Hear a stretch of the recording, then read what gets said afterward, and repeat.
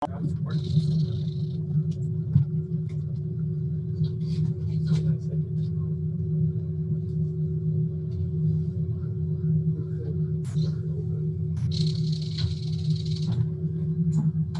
you want to do another test to start?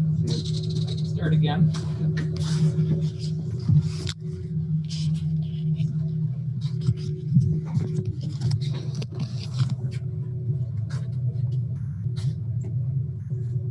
Hello? Testing sound.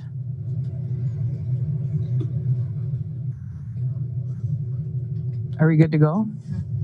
Okay, thank you, folks.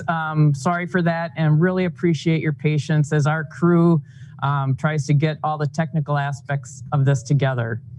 I'll do a little start over, so I'm hoping you all can hear me now.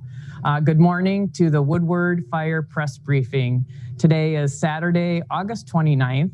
My name is Mary Rasmussen, and I'm the Information Officer for Northern Rockies Team 2. Again, thank you for your patience. Our lineup today is Brandon Chakowski, Operations Section Chief for the fire, Jeremy Michaels, Incident Meteorologist, Sergeant Brennan Collins, and Fire Chief Jason Weber. I'll turn it over to Brandon.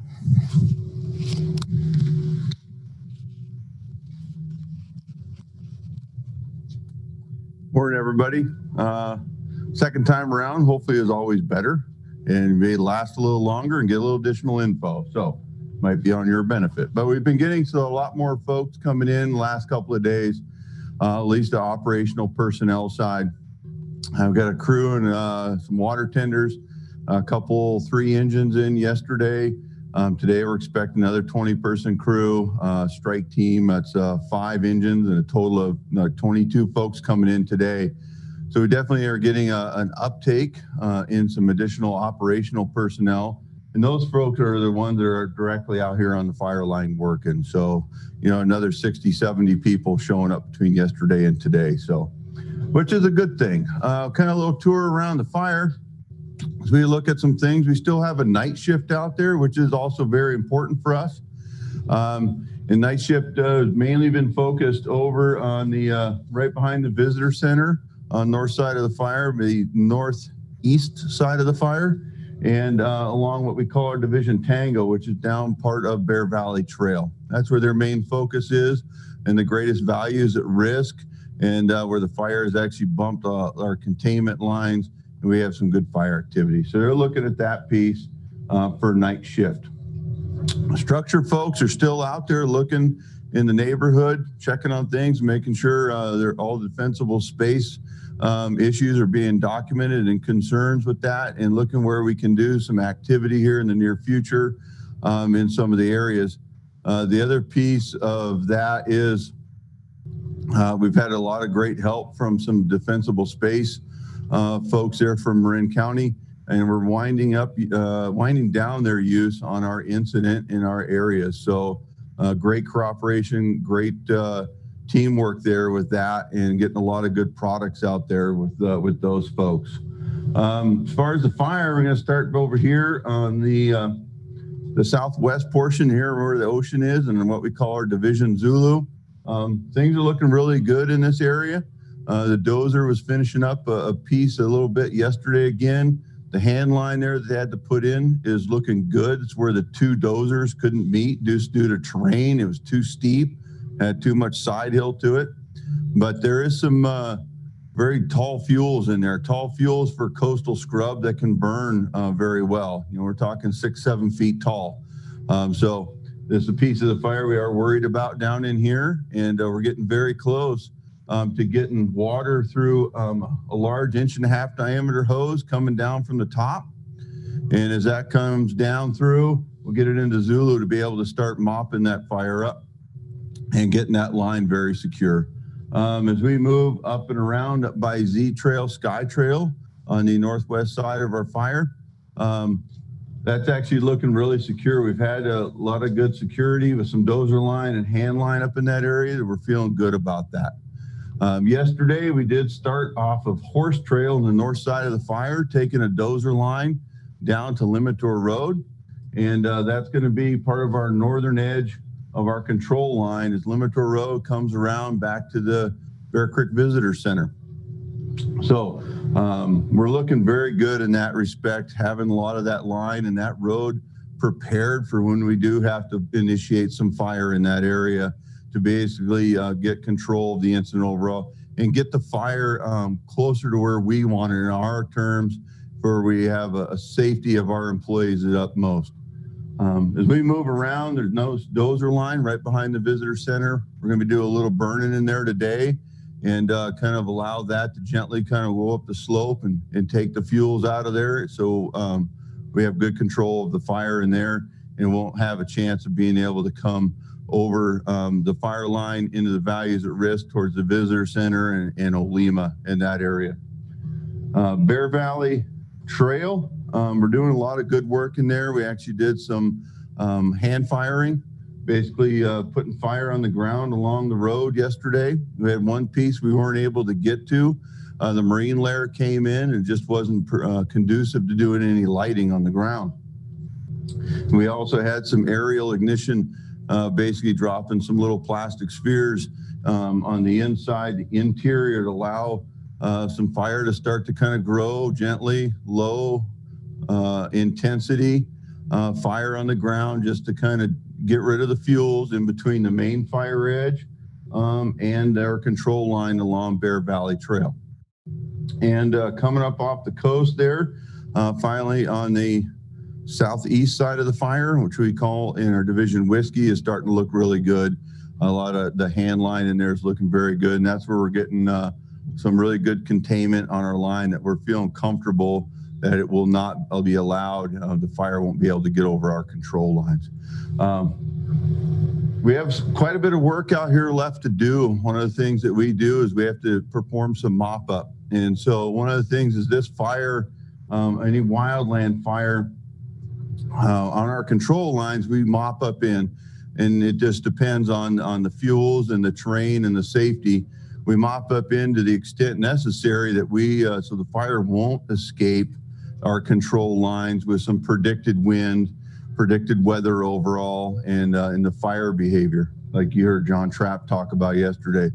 So we mop it up in with water, hand tools, personnel, but the vast majority of the interior of the fire basically uses just the natural piece of nature, and the fuels just burn themselves out over time.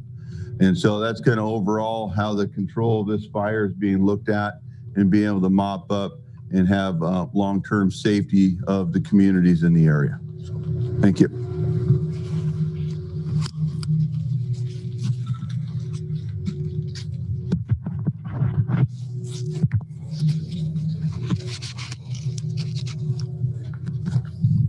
Good morning, everyone. Jeremy Michael, incident meteorologist. So like Brandon was saying, talking about additional resources arriving, we also have some resources of our own in the fire behavior and incident meteorologist shop.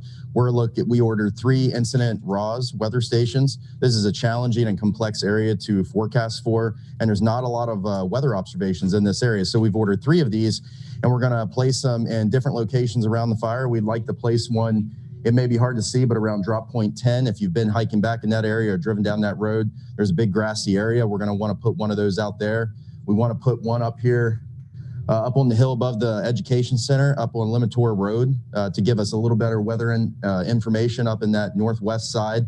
And then we will have one more weather station, hopefully, and we'll be deciding on where to put that and where it's most critical to help operations and what they're doing on the ground. So one of the other things I've been doing this morning is I usually give a general weather outlook.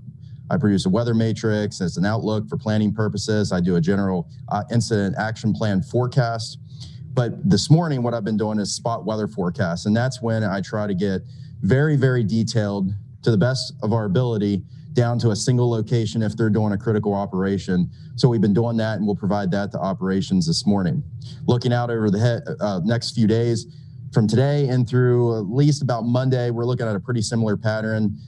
Winds southwest at times, maybe in the late afternoon, early evening, switching around to west-northwest briefly, but nothing strong. Marine layer around 1,500 feet, waffling back and forth, a couple hundred feet, going up, going down. And right now at 1,500 feet, that doesn't do a lot to us, right? Because most of the fire layer or fire area is below that marine layer. However, we've got strong ridge of high pressure that's going to be building in from the Pacific Ocean. And that's going to compress and flatten that marine layer down to potentially as low as 200, 300, 400 feet. Right now, we're just thinking 500 feet. But what that does is gives most of the fire area into that sunny, clear air where we get much warmer conditions, drier conditions on the fire. The one good thing is at least we're not looking at strong winds when we have these higher temperatures, but we know like early this past week, when we have those type of conditions, what can happen. So we will be really dialing into that and trying to raise our confidence levels and providing that information to the fire crews. Thank you.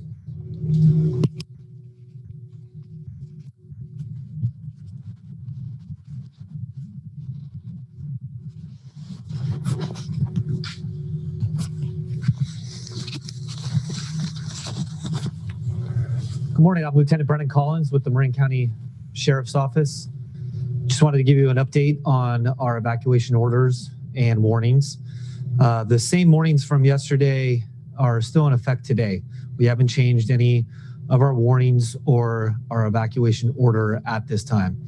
Currently, as it stands, just like yesterday, our evacuation order pertains to the Silver Hills Road area in Inverness Park and the couple streets that are off of Silver Hills, basically the Silver Hills community. The rest of the Point Reyes Peninsula is still in an evacuation warning zone. The communities of Inverness Park, and Drake's View are still in an evacuation warning area, as is south of Point Reyes Station all the way to the community of Bolinas down here. Olima up into the Bolinas Fire Ridge Road and south to the McCurdy Trail is still on an evacuation warning. Bear Valley Road is closed currently. It has been all week from Sir Francis Drake and down to Highway 1 as well. So that road is closed for emergency vehicles, and so fire can get the equipment out to the fire that they need to. The Point Reyes National Seashore is as well closed for visitors. So please, nobody visit this area right now because of the active fire inside the national park. We are starting to discuss repopulation of areas and reassessing our evacuation warnings.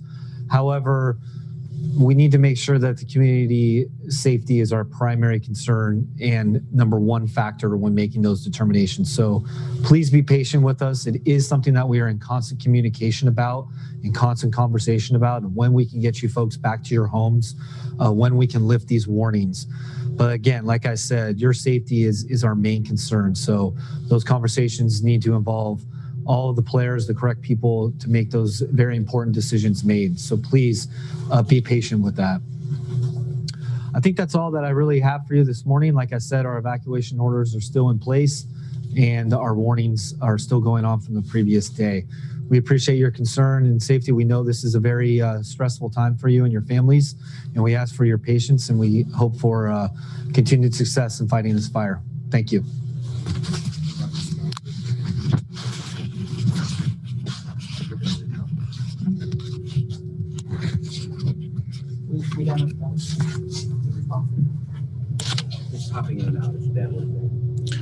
Okay, we're checking the sound here again. We know we're having some bandwidth issues, so bear with us. We apologize. But I'll go ahead and move forward if I'm getting a nod from the team. Alrighty. Again, thank you, Jason Weber, Marin County Fire Chief. We've heard from Brendan in operations what's happening on the fire line. We've heard from the meteorologist, the weather we're expecting. We heard from the Sheriff's Office, the considerations around evacuations. I can tell you, first thing in the morning, we're having those conversations. Our goal is to get you back into your homes safely as quickly as we can. And we understand that's a priority. For hanging these over is nerve-wracking and challenging. I'll reiterate, as I said the last few days, this fire is challenging. It's challenging because it's in heavy fuels and very steep terrain. And for us to feel very confident with the fire line, we have to bring it to, as Brendan mentioned, somewhere where we can work with it. Earlier, one of our operations chiefs said this morning, the fog has been our friend. It's been here to allow us to do some very good work to prep those lines. our friend now needs to leave so we can get this work done. That's going to be so important for these lines to hold through the rest of the summer. A lot of great work's being done. We had some questions about containment. When we see these numbers, and I know you're all watching them closely, our containment is predominantly along this Division Z or Zulu. And then where you've seen some increases is coming up Division W or Whiskey here on this backside. The challenge we have here across the rest of the fire is all of these zigzaggy lines equal higher percentage than a straight line down here across the bottom. So that's why our containment numbers are still hovering around 10%. We need to complete this work to see those numbers come up. We appreciate your patience with that, but that's the explanation on containment. Also wanted to mention that the firefighters are moving from sleeping at Samuel P. Taylor to here at the old San Geronimo Golf Course location. So you may see some increased activity. We have worked with the neighbors. We're making sure any lighting that's on 24 hours is facing away from neighbors and minimal noise in those areas. So we know this is a lot for everybody in the community. The smoke's been awful. It's going to be with us for a little while here. We appreciate all of you, all the kind words expressed to the firefighters that are out here. Our friends from the north side of the United States, Montana, Idaho, Pennsylvania, across, that have come to help. There's a lot of great folks here doing a lot of great work.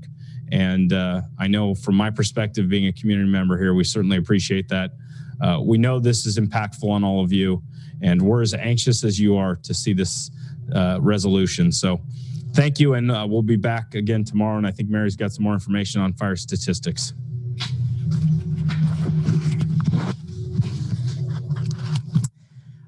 Thank you. So I just, again, thank you for your patience with our delivery today. And we are monitoring your comments and the questions we're getting via our phone line, and we're trying to incorporate those into the briefing the following days to help make this more meaningful to you. Really appreciate the signs.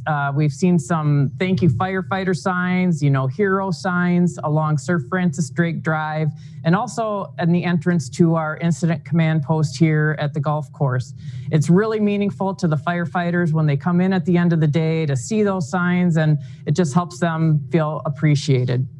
So I just, another thing I wanted to mention is we're working on getting some pictures, recent pictures to post to our INSEE website of what the burnout operations look like and what, what we're seeing, our folks that are out on the line, what they're seeing. So we're going to try to help bring more visuals to you via INSEE Web. So just to end with some fire statistics for today, we're at 3,072 acres, 10% contained. We have 520 personnel, and that includes 13 crews, 33 engines, 6 helicopters, 2 airplanes, 5 bulldozers, and 3 masticators.